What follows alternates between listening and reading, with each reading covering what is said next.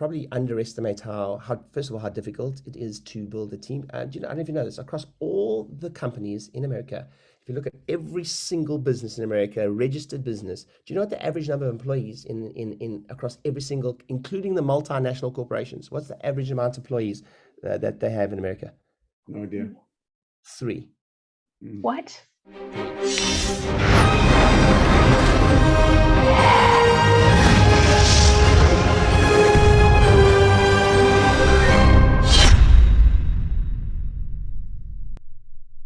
Well, welcome everybody. Dr. Ron Oberstein, president of Life West, and welcome to another edition of our Life by Life West. Coming to us all the way from London, we have a wonderful guest today, Ryan Rieder. Ryan, thanks for being with us.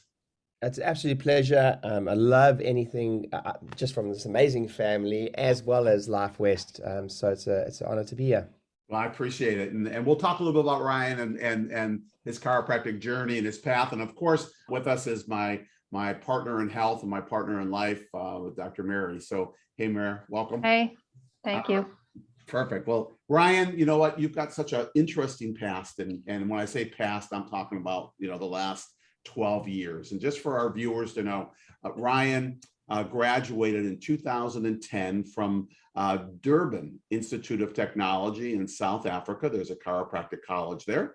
He'll share a little bit about that journey. Right away after he graduated, he went to London, where he currently is, did an associateship for 2 years and decided it was time to start his own practice. So in his third year, he started his own practice, and within 5 or 6 years, he had 8 practices built up. All in a group called the Halsa Group, and they've just seen massive amount of people and amazing things. And from there, Ryan has just kind of kept growing and doing things. Right now, he's got 70 different offices that his company does marketing for. He's got 100 plus offices that he coaches, and just doing just amazing things, being 12 years out, but not I don't know. I wouldn't say not like just smoke, I mean, this guy's been in it. He's proven, he's got a great track record, and we are excited to hear, what's up, Ryan? And now I have to live up to that introduction. So You will. Well, tell us about the journey. First of all, you started in Durban, and Yeah. I would say that probably 99.9% of our viewers, if you're the 0.1, then you know who you are. Maybe more, of course, but probably didn't even know there was even a school in Durban, Durban, South Africa. What got you into chiropractic, and share with us your journey? Yeah, it's very interesting. I think in the beginning of my career, I used to see all these amazing speakers on stage, and many of them had this amazing story of how they were either their lives were changed by chiropractic, or someone they know was changed by chiropractic, or they were adjusted from birth, and that just neither of those are my story. My story is I actually went to chiropractic college having never received a chiropractic adjustment. Wow. Yeah. And I always like to mention that because it's so funny, every audience I speak to, whenever I tell that story and I say, is there anybody else like that, like me in the audience? And there's always a couple shy hands that go up, and it's like this relief that comes off them, because we kind of wanted to have, I wanted to have that story, and I wanted to have that adjustment from birth story and all that, but the truth is I didn't, So I went to chiropractic school there, and the truth be told, I was obsessed with sport at school, and I just wanted to do a job where I wasn't behind a desk, if you will. And I went to observe a chiropractor, and I can remember it clear as day. He just looked like he was having fun, and he looked like he was chatting. And I was like, I think I can do this. Wow. Was there a principle, did you know about subluxation, and did you know about? I knew nothing when I went to chiropractic college. I like that, and actually, if I fast forward, it's certainly not it's a checkered path, if you will, when it comes to my journey to wellness and vitalism. Is I finished chiropractic college, probably a little disillusioned about the profession, and it's not all that big in South Africa, or huge alumni and things like that. So support's a bit low, and they certainly are getting there now. But I remember moving to the United Kingdom with my now wife, who was my partner at the time, and we both qualified from the same class. And I actually wanted to. I remember I arrived in the UK. I had a story of a chiropractor. When I was a student, a chiropractor actually looked me in the eye who had battled in practice and said, "Look, I don't think it was my final year, by the way." He said, I don't think you should finish because it's so hard to make it." That was Wow. some of the influences I got like towards the end as I was graduating. Can you imagine, like 23-year-old, 24-year-old graduating, being even told like it's too hard to make it, you know? And I actually landed in the United Kingdom. My parents had already moved over, and I never forget, I downloaded the application form for a postgraduate medical degree when I arrived here. Wow. Yeah. I'd never heard really about I mean, I went to chiropractic college and maybe heard about the green books, like one, like, you know, very little, hadn't been exposed to much of them. I barely knew what the word subluxation was at the time. And I remember, you know, I downloaded the application forms for his postgraduate medical degree. And by the grace of God, I had to pay for this whole thing. And I walked into my first job interview, and I worked in my first job, and I never forget, I was in reception, and it was just something different. And it was the first time I experienced an open plan practice and that point in my career. And the biggest take home for me was the first person I spoke to came to me, and they were so excited that about the future I had. And at that point, the patient I was speaking to, and I was a qualified chiropractor, had way more certainty in chiropractic than I had at that point. And Wow. I'll never forget, it was I had a routine discectomy and was partly paralyzed on one side, and said to me, "My young man, what an amazing profession you're entering into. I'm so jealous of you. I wish I'd studied chiropractic." And I was like, wow, like here's this patient who, like, I'm supposed to be the chiropractor. I'm supposed to, like, you know, be this. And this guy's speaking to me about chiropractic. And that was a true story. My first day in chiropractic practice, or in an interview, really, we ended up getting that job and learning so much from that particular chiropractor. It was the first chiropractic patient I'd ever spoken to outside of college, who sold me on chiropractic and was a patient. Anyhow, Wow. that's my I, story. And then the rest is history. You know, I fell in love with chiropractic and went through. It wasn't at college, you know, that journey for me. And that's the journey for me. well, and I always say it doesn't matter how you got it. It's like, here at Life West, when I talk to the students, they're always saying how they get so much out of the college and they're ready to Yeah. go out. Yeah. You went out and then you found it. Yeah, I Just think, you so know, cool. it's definitely, there's not this, like, I don't have this belief. I think there's lots of luck to it too, you know. I think by Yeah. the grace of God, I walked into that office and that day and that patient, and I certainly don't think I found chiropractic. Chiropractic found me, you know, Yeah. and seek me out. So yeah, it is. I'm blessed to have gone through that journey. Yeah. That's You great. know, when you look at that and you see, you know, going out, maybe disillusioned, I don't know, especially having someone say that to you right before Yeah. you graduate, you know, that Yeah. can definitely plant, you know, seeds of doubt, you know, but dude, you just kind of exploded, you know, and all of a sudden, you know, so after 2 years, you know, you open up your first practice, right? Yeah, And so I was associate for 2 years. I have to thank my wife 100% for this. Dr. Ron, I know we both come from the same train of thought, where we know who the real brain behind operations are. And yeah, my wife, I was 2 years associate, and I always said, you know, I was gonna be 2 years and then in, and then 2 years and then invest, or whatever, in my own business. And she was really at that. It was 2 years. She said, right. She said, 2 years. Are we going to do it? I didn't feel ready, you know. And very, very quickly I went into practice, started a practice, went into business with another chap who had done a few multiple practices. I was 26 at the time, and then the true story is, he said, "What are you going to do next?" And I said, "Well, I'm going to do this practice and do another one, and then do another one and do another one." Then he said, "Let's do it together." And then we went from 2 practices to 8 practices in a 5-year period, and uh, at any one time, 80 to 120 staff, and whether it's associates and support teams and CAs and all of that. And I think the biggest claim to fame that I like to talk about actually is really two things. One is um, the amount of CAs that became chiropractors, Oh, that's great. and we were averaging one a year, for, yeah, over years, over 10 years, you know. And then we even had the full circle of and I was there to experience the whole thing. The patient that came in through marketing, that got adjusted, that became a CA with us, Mhm. then went to chiropractic college, and then ended up working for us as an associate. So Wow. it's just our, it was a 10-year journey for me as part of those practices, and it was nice to be there long enough to see something like that happen. Patient to CA, CA to chiropractor, chiropractor back to as an associate with us. Wow. So yeah, it was a blessed journey. It's a beautiful, and well, Mary, you and I were over in London in November of Mhm. 2019 with Dan Murphy, right? And Ryan, you had Yeah. us over at your place, and Uh, people just wouldn't believe. You walk into the office, and there's like you go down this hallway, and you kind of swing around, you get into that big lecture area, Mhm. right? It's kind of dark, and it's beautiful because you could do movies and you could do all kinds of things. And I think a church used it on Sunday. Is that It correct? did. It and did. and and it was just lovely. And I Uh, think you were telling me at that time, like the offices were averaging, I mean, it was like a huge number of new patients through all the marketing you were doing, like 100 to 140 new patients a month for all the different offices, Yeah, something no, around there. it's at the end there, it's anywhere from like 200 a kind of a week, 200 to 250 a week, depending on the week. But 10,000 new patients a year was kind of what we averaged over many, many years across the offices. So Wow. so it sometimes be 100 a week, and then all the way up to say 200 a week. But for a couple of years, we averaged over 10,000 new patients a year. Yeah. Um, through all our marketing avenues and channels, and that was just And another passion of mine. And when you That's look great. at that number, right, the question I have is like, how many were referred? Did you ever have it broken down on metrics of how many referrals, how many, were, events that you did, and how many were digital marketing?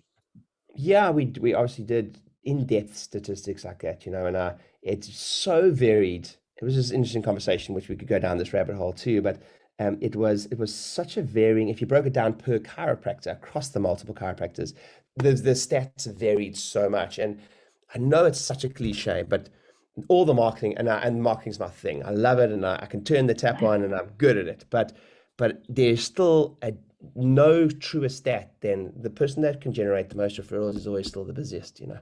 And then our social docs, would always say that they were generating as much as 50% referrals, and then the rest. And then sometimes, the beginning of your career, where you're not as adept at that yet, then they would be more reliant on external new patients, if you would, and be fed as such while they got a bit more of their confidence, etc. So I really saw ourselves as a bit of a training ground, actually, a finishing school, if you will. So you got kind of the confidence to get there with that. Yeah. Well, so I have a question. So in our practice, I could probably speak for Ron for this. We just want to show up and adjust. Mm. Unfortunately, you have an office and a business to run. So Yeah. in our practice, we just kind of split things. You handle this, I'll get this. Mm. When you said that you have that many employees and Mm. CAs, I kind of cringed at first, because like when things are going smooth, it's great. But when they're not, and there's onboarding and there's people you're letting go of, that was like the worst part of practice for me.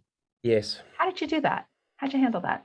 Yeah, I think, look, Mary, it was just, and I was 26 when I went into the game of multiple practices, and I know people like say this, and I don't know if they say it for effect. Like, I really am not saying it for effect. I literally didn't know what I was doing. Okay, so there was absolutely no, it was really just go through the process. And I remember I was in the States, actually, and I went to a conference, and many people, when I say this name, will know the name, but when I say it wrong, you'll know. But doctor, not doctor, but Dan Kennedy is a marketing, if you will, consultant. And I remember him saying, it might have been 25 at the time. He said, "Your job is to go out there and make as many mistakes as quickly as possible." Mm, And I just took it to heart. So that's great. we went out, but yeah, build a team. I think that I'd say a couple of things. One is we probably underestimate how first of all how difficult it is to build a team. I don't know if you know this, across all the companies in America.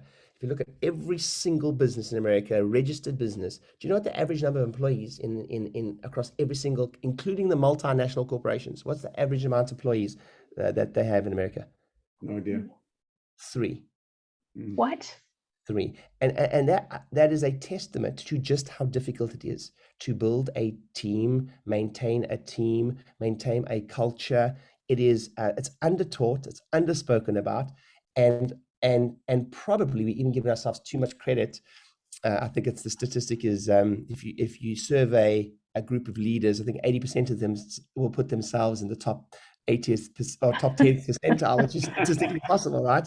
So it's difficult. and I think we need to, I believe we need to talk more about how difficult it is and it's a positive thing. So we give it that gravitas and we go, look, you got to learn how to build a team. You got to learn how to hire. You got to learn how to set up.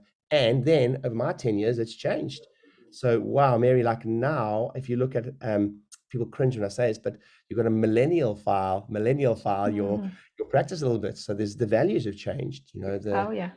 it's interesting. And I'll segue into a story at the moment. I sat with a private equity group the other day, and the head of the fund is worth 300 million euros. And he said, just maybe we all fall into this trap.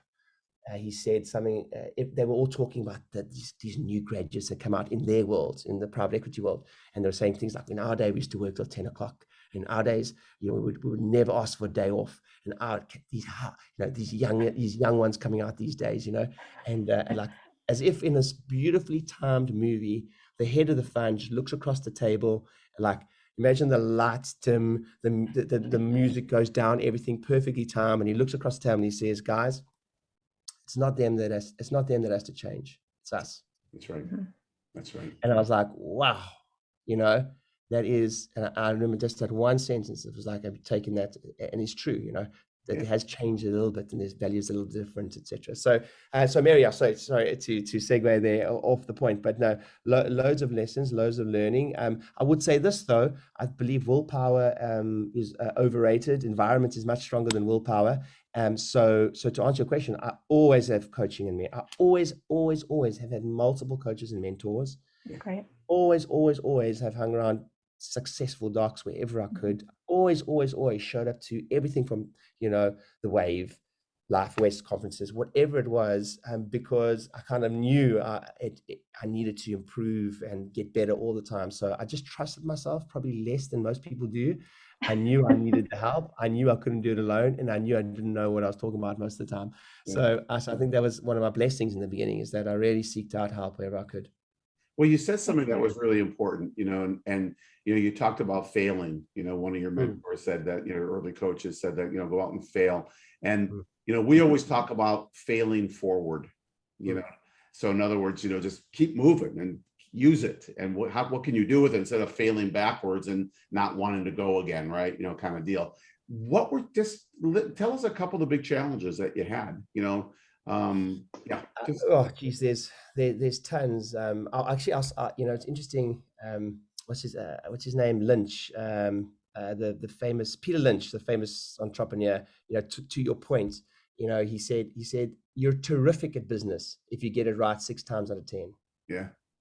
And I was like, you're terrific at it. You get and so we're so hard to say, oh, I failed or made a mistake, and etc. And I mean, we built multiple practices, and I'll tell you some of my lessons. Okay, so it was probably one or two practices that didn't work. The lesson of it was, I remember one practice that didn't work, and it was in the middle of London, and it was the only practice. It sounds like so stupid thing, and you're going to go, of course why would you not have done that? But I remember I was on holiday, and my team walked around with an iPad just showing me the sites, and I was like, perfect, just sign the lease. But I'd never gone there with my own car and driven there. Yeah. Had I done that, it sounds like such a stupid thing, right? But it was the key thing to the failure of the practice. Was there, when I say no parking, I mean 0, 0, 0, nothing, nada. We would as a team avoid going there, because we couldn't find a parking to pop in and do management. Now, if we couldn't do that from a management perspective, how the heck were the patients supposed to get parking? And I hope I'm really, I mean, hopefully someone's watching this and going, oh my, what a rookie error. And it was, So something simple as that, because in the middle of London, middle of London, you can get away with no parking because no one is parking. But it was a suburb of London where people acted like a small town, where they drove to the practice as opposed to take public transport to the practice. And that was a single cause to the failure of that practice. Is people would literally go, I can't overstate how I know that we could not go there ourselves as management. There was no parking anywhere. So that was one big mistake we made, and that practice, really struggled. How long did that practice stay open? Probably 2 years, actually. 2 years. 2 years. And it wasn't that I say you can make a beautiful thing about chiropractic, and I know speaking to converted, is that I've always said this: you can put a bench in a field in the middle of nowhere, and we can make it work. But making it work and it just working are two different things. Yeah. So we made it work throughout the period, through many periods, but it didn't just work. So there was times that practice was 300 a week practice, for periods of it, when the rock star chiropractor was in there and the planets were aligned. But it was a challenge to make work for many reasons, for those reasons. So what'd you do with it? I mean, did you move it? Did you like the Yeah, we town? moved it. That eventually we accepted defeat. Yeah, but you stayed in the same town and just moved it to another. It was London, so we had grown so fast that we had practice quite close to it, so it made sense for us just to amalgamate as opposed to fight that or keep on flogging that dead horse, if you will. It was a tough lesson, so and then, by the way, we took that business from £1 million to over £5 million, 3,000 visits every single week for years. And you might have looked at the journey from the outside and gone, well, geez, he was 26 when he started and he went from there to there. Well, no one really that often talks about the failed practice that just didn't work and the idiot that signed the lease without driving there himself. But that's just one thing. That's just one thing that comes to mind. Yeah, no, I love it. That's great. Let's switch gears, and I want to kind of go into the marketing thing, because obviously you're doing amazing things. You 10,000 patients, new patients, a year between those 8 practices. But it's just something's clicking, and obviously you're doing referrals and all that stuff. But talk to us about marketing and your concepts around it. Some golden nuggets you can share with our viewers. Yeah, it's interesting. I don't think there's first of all, there's nothing new in the world. So I always like to start anything I teach with going like, just so we're clear. And yes, there's a few things I've invented, which I'll talk about now, but none of it's mine. Yeah. And the beautiful thing about this thing, we say it's such a cliche, but it's so true. We get to stand on the shoulder of giants, Mm-hmm. And all the old school stuff was great because it worked. Yeah. Like it's so funny, like it's really got out of fashion now, is like health classes, and you go, there nothing will ever be able to emulate and replace where you can do it. And I know we speak in sensitive times now with COVID and stuff, but nothing will ever replace putting people in the physical room and serving and educating and getting guests to come. And that's as old as time. I mean, how long chiropractic is doing that? So I'll stand up in an audience, for example, and this is funny, and I'll talk about it, and people will take notes like I'm some genius, and it's there's nothing new in the world. Most of the time when people come into my environment, I mean, I'm more reminding them of the stuff that they got bored of, stopped doing. That's right. Or just was some of it just not sexy, if I'm honest. Yeah. But it works. So my philosophy on marketing is, there's an old saying with marketing is 50% of all marketing works. We're just not sure it's 50%. That's right. So the worst number in business is 1. The worst number in marketing, 1. The worst number of new patient acquisition is 1, including just referrals. We love referrals. Who doesn't love referrals? I mean, we love referrals. And I'll say, but I operate any of my businesses and my life with a certain level of cynicism and risk mitigation built in, acting as if any one source can be taken away from me overnight. And it's often someone watching this and go, well, so referrals can't be taken away from you. But, true story, I had a good friend of mine who was wrongly accused of something, and front page of the newspaper, wrongly, by the way, wrongly put. And thank goodness, and his referrals tried it for a short period of time, because it was front page and it was completely wrong, the whole process, and they retracted and they said everything. But thank goodness he at least had embraced the process of multiple forms of new patients. So first of all, my philosophy is, Dr. Ron, is just you've got to have multiple avenues to generate new customers. And the marketplace changes fast, Instagram and Facebook, and now TikTok's becoming a thing. But most of our audience, by the way, anyone watching this, most of our audience is still on Facebook. I know Facebook is for old people now, but guess where most of our patients come from. So don't throw out Facebook yet if you play around with TikTok and all that. And then all the old school stuff. So we call it on the ground marketing, which is screenings, getting out into community, health talks, health classes, all those stuff. We're going to lunch and learns. I mean, we were doing at one point 5 lunch and learns a week in London. Wow. Prior to COVID, in cities. So getting into communities, I know there's nothing flashy or sexy about that, but driving across town and doing educational talk and and just I know it's a cliche, but just tell the story. And those things work all the way to our new strategies was called, digital marketing strategies. And if I could share just a gem that we've uncovered through COVID was through COVID, we couldn't do screenings in our businesses. And I remember I sat with my head of marketing, and we had been advertising on social media channels to drive people into educational classes in our practices, and very successfully. We might get 20 people show up, 30 people, and sometimes if all the plans are 50, but they're worth doing for 5. Anyone listening to this, you should be doing it for 5 people show up, because it's 5 lives you can change, 3 or 4 new patients per talk.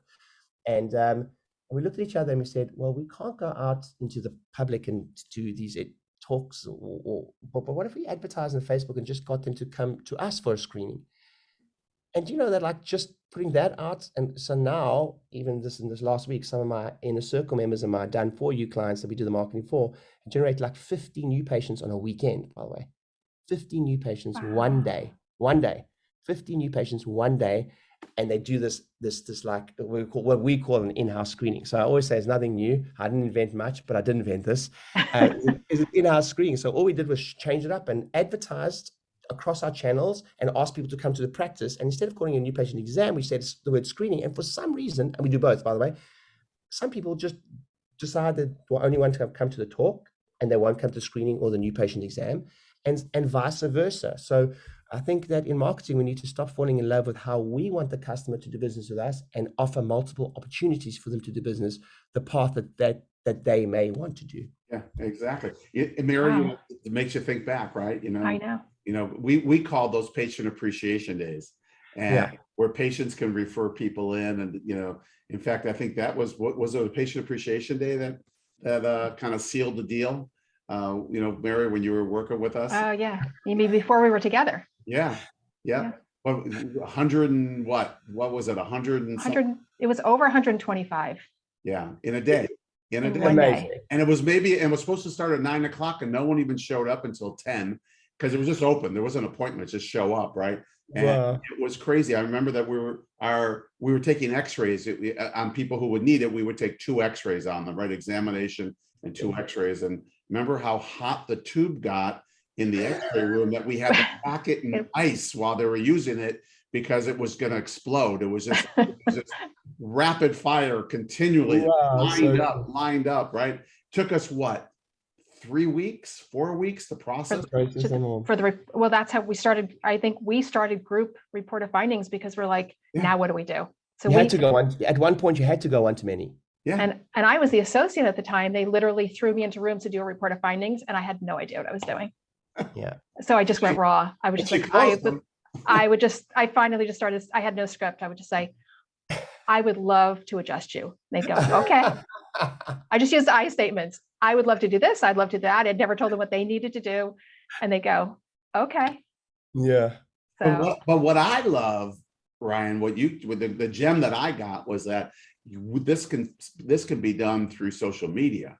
This can be done by drawing people in the community to the office, instead of just having to have patients go and bring people in, which we did.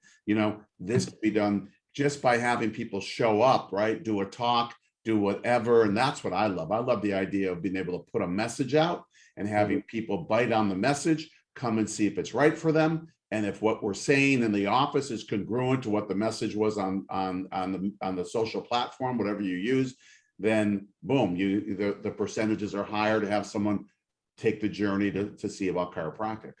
Yeah, and it moves so fast, the whether it's a platform that changes or whatever it is, but it's all the same stuff.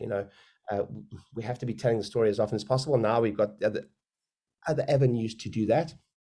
But yeah, I think the biggest thing I can get across to any doc listening to this is just understand that the worst number in business is 1.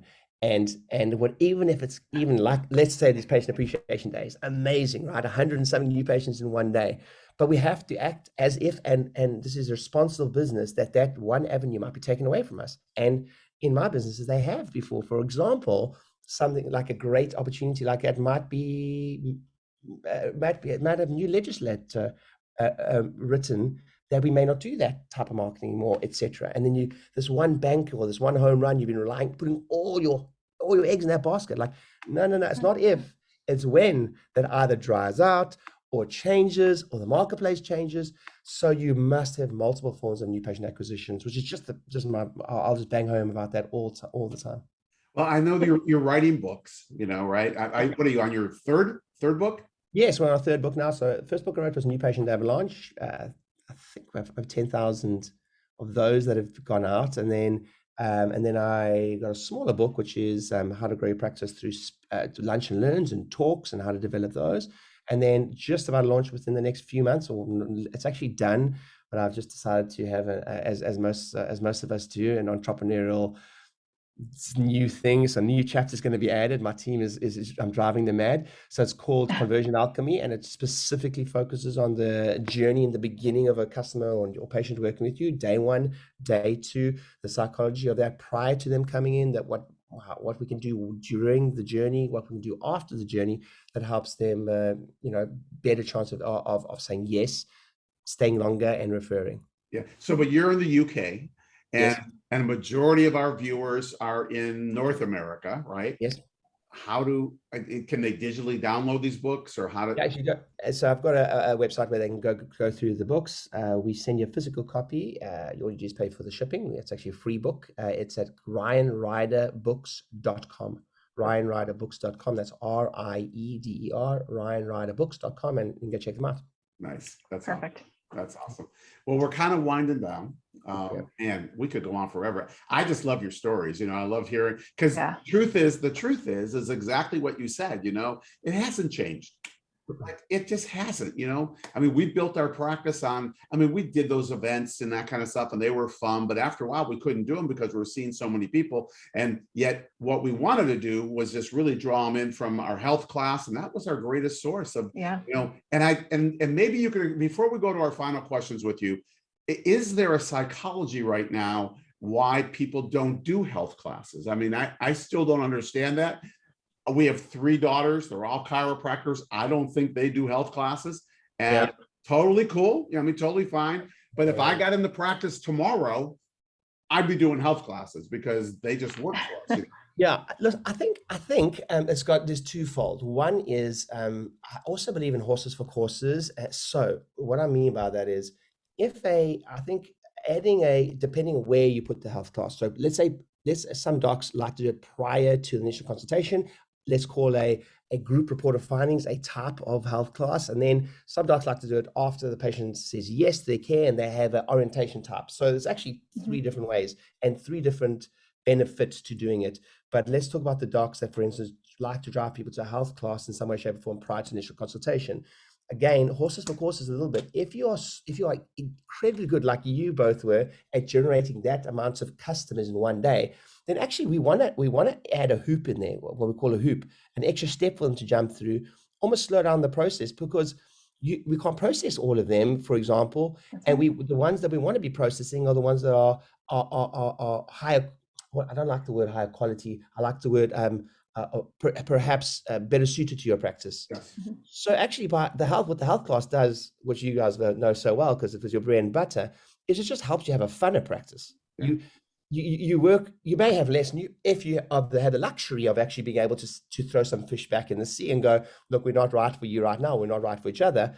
You just end up with a much higher quality and then ultimately a funner practice. And it's interesting, in the new book that I've got now called Conversion Alchemy, it's about sales.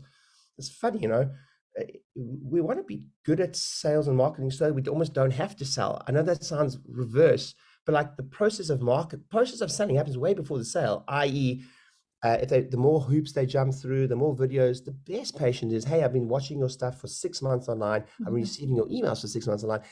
It's actually, there's a lot to be said for slowing down the process. Right. So that by the time they come, they're at a higher need or whatever it is. So that's, now be careful if you're watching this.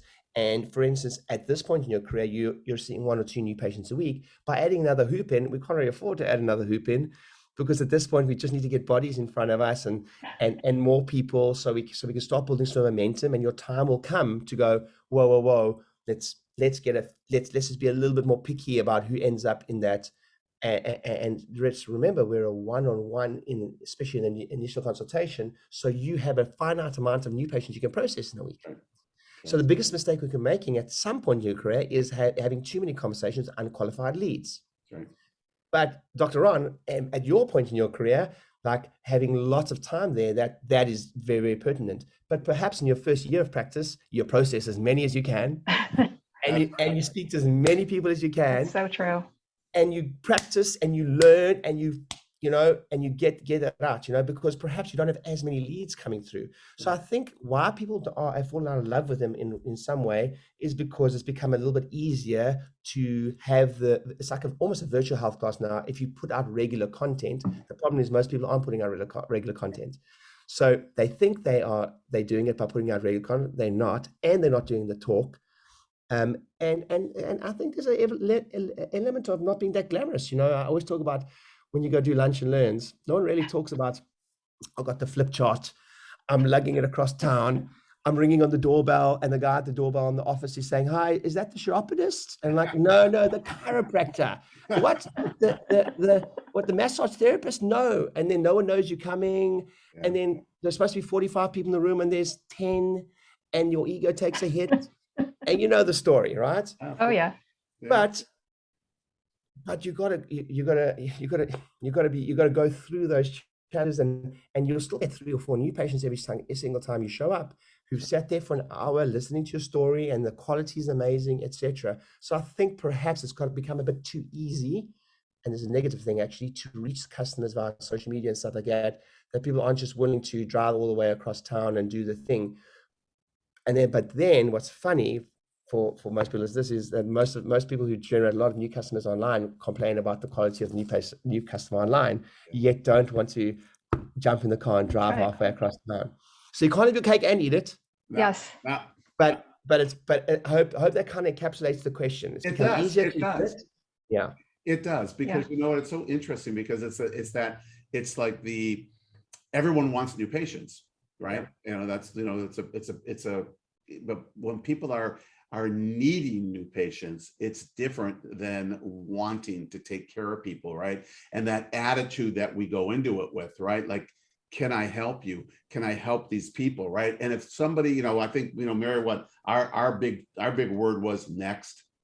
Yeah. Next. If it was not right for them, we don't take it as an ego crush, and they might come back as long as they leave on a good term. They know who we are, where we are, and what we do. And if it's not right from at that time, we don't judge them. We just go next. Right. And who's the next person that we can see and be able to take care of? And, you could build a practice just on family and friends. And that's really what we should be doing, because those are the qualified. When you're looking for that word before, right? It's a qualified person, but I love it. It's awesome. Hey, we'll get you back on the show again, and we'll just talk about the whole marketing thing, right? Yeah. I know we have to wrap this up, but I can't add one thing, because I think it's a gem for someone. And I think you just absolutely said an absolute gem. I think that kind of encapsulated learning the skill set of marketing or whatever, so that the neediness disappears. Because there's nothing more unattractive than the need for the thing. And then the service changes and they can feel it. Yes. It's like, I want to help you. But it's like, I might laugh at me here, but I always say that in the process of selling or offering your service, neediness is a horrible stink. It is. It's a horrible stench that just comes whether you like, and it's very difficult. And this is why these podcasts and life ways are so important. It's very difficult to serve at high levels without an abundance, because it's, they fake it till you make it. Well, it's pretty tough to fake it when you can't pay your bills. That's right. Very true. Very true. So the abundance then comes, and you have less neediness, and then you just serve and you have less sale, and they can feel it. So I just wanted to point that gem you gave us there. Yeah. Well, and I think Ron and I, in our practice, like, we held each other accountable. When one of us even started to smell like we need that neediness, we just looked at each other and said, remember, like, we're just serving here. We're here to serve people. So those, like, I don't know, those low value people, or those patients who came in were like, oh my God, this is not a good fit. We changed our mindset. We're like, that person, even if they say no, they could come back later. So we stopped even putting that, whatever that label was. Remember that, Ron? Yeah, absolutely. It just wasn't the right, the way we held it, it's just not the right time for them. The right time, yeah. Right now. Hey, we got to wrap this up. We got 2 questions, 30-second answers. They're phenomenal questions. We ask everybody from the life, who's on Life by Life West, these questions. So Mary, you want to ask the first one? I'll ask the first one. If you could go back and give advice to Ryan a first quarter student or first try in chiropractic college, what advice would you give them?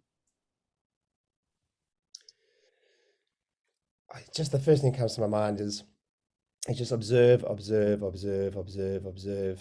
Stay close, stay close, stay close, stay close. Just like via osmosis, it's just this weird thing that happens when you hang around those people who ooze those certainty and that's the I wish I'd observed way more than I did. Like that would be my go. I don't care. And it was a bit different in South Africa, right? Because there are not thousands of officers to observe, Yeah. but I certainly didn't seek them out like I should have. Yeah. So as a younger, as if you're watching this right now and you're a student and they're that level, you just cannot observe enough. And I'll say the most successful associate I ever worked with in the short space of time, by the time they took a position with us, they had physically observed over 100 officers. That's great. And I was like, wow, that's a great place to be when you finish college. Great place. Great place. Second question. Same question, but now it's Dr. Ryan Rieder today, looking back at Dr. Ryan Rieder, who just graduated. Yeah. What advice would you give them knowing what you know now?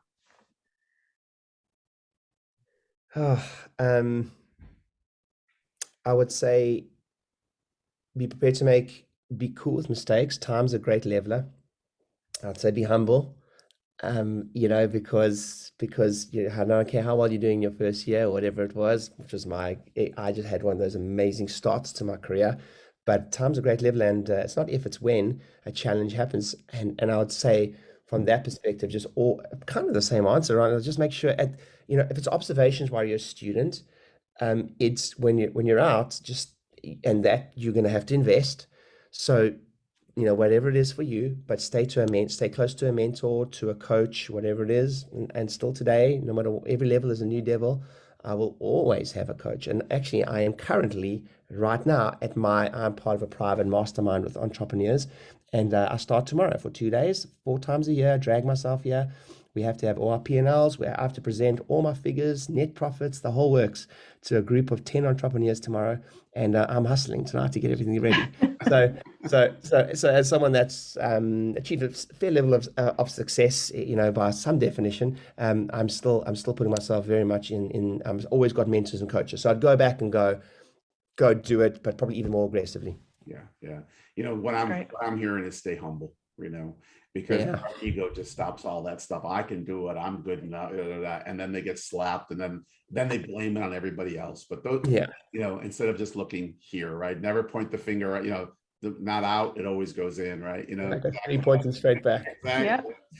Awesome, man. Well, listen, it was wonderful having you all the way from the UK. It was wonderful. I know that you got to go get dinner and prepare your program for tomorrow that you got to be able to share.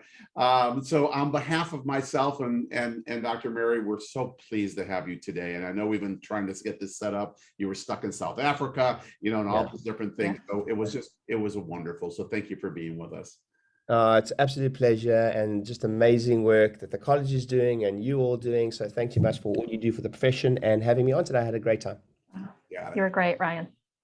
And to our viewers, thank you. Thank you for being with us today. Thank you for constantly sharing this. I mean, our views are just so huge, and it's because of you, that you share this with people that don't necessarily need to hear it, but you'd like to have them hear it, right? Because I think everyone needs to have really good food. And, we definitely believe that what we put in our brains, or what we put above our atlas, is healthier than what we put in our bodies, because the toxicity that can go on our heads can affect us tremendously. So this, we hope, is a healthy meal for you. And keep coming back. We drop these Life by Life Wests every other week. And the weeks in between, we have our Life West leadership line. So join in on those. And until our next episode, we just know that we love and appreciate you. Keep going out, changing the world, doing everything you can to share with people that the power is within them and that they are magnificent just like you are. So thanks, and we'll see you again.